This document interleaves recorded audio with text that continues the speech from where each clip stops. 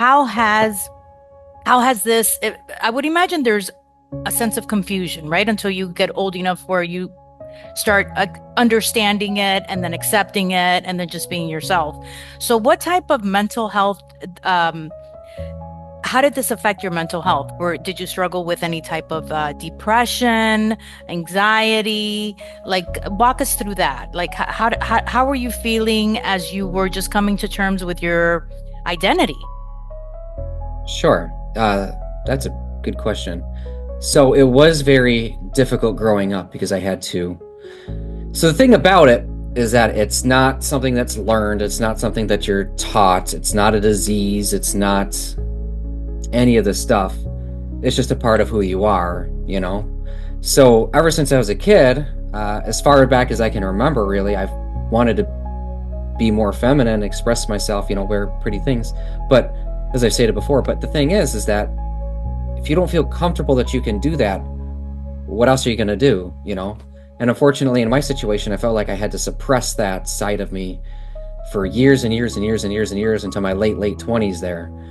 And it was only at that point in time that we had gotten out of that toxic environment, like for good, that I realized, well, I can start looking at this. I can start examining the situation more. And I've realized, at that point in time when I was really examining everything, doing some self-reflection, looking out over the years, that it's been bottling up inside of me for all of this time with no outlet. There's nowhere to go. And it ended up having a situation where I started to resent the society that I was in for not being able to allow me to express myself, right? So there was a lot of deep-seated resentment and frustrated feelings that as I started to express, that they started to go away. And now I feel more euphoria on the topic. But it's definitely one of those situations where you have to be careful expressing yourself in the environments you're in, because it might not be safe for everybody to do Right, it. right. You That's know, key. That's key. Absolutely. I've talked to a lot of Yeah, family. you've seen so many gay hate crimes, where they murder you, right? Uh, I worked with in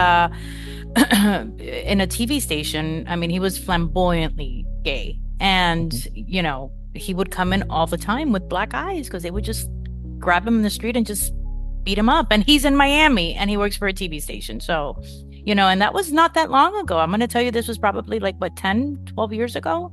And Jeez. yeah, every now and again, he was just, coming in with black eyes. They were just messing with him all the time. So I can certainly understand that.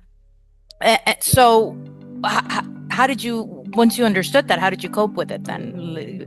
Did you seek therapy at that point to help you better understand what did you join a community where they were able to help you better understand because they had already experienced it also, like what you're doing right now as a life coach, which we'll get into that, how you're helping Sure. others.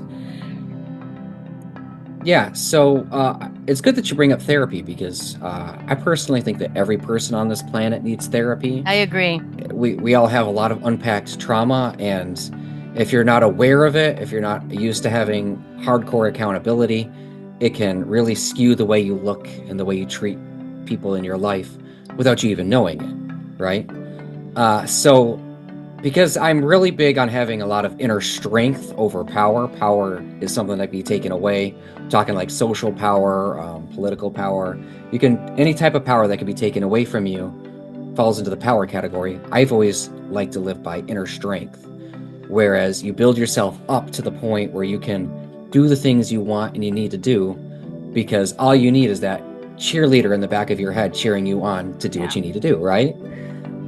So expressing my femininity and coming to terms with it was very, very, very difficult. I had been suppressing it for over 20 years. Uh, I grew up in a situation where things weren't great.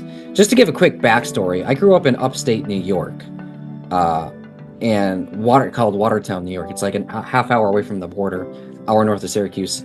And I grew up based on that type bubble. I grew up every type of phobic, every type of it just that you can think of. I was the biggest bigot that you could think of at the time. And it took a lot of pulling myself out of that bubble, meeting lots of people, and learning their cultures and learning how people are, that that was not healthy in any capacity, because I used to hate every type of people who weren't and didn't look like me. And upon getting out and meeting people, seeing the world, you realize just how small-minded all of that is.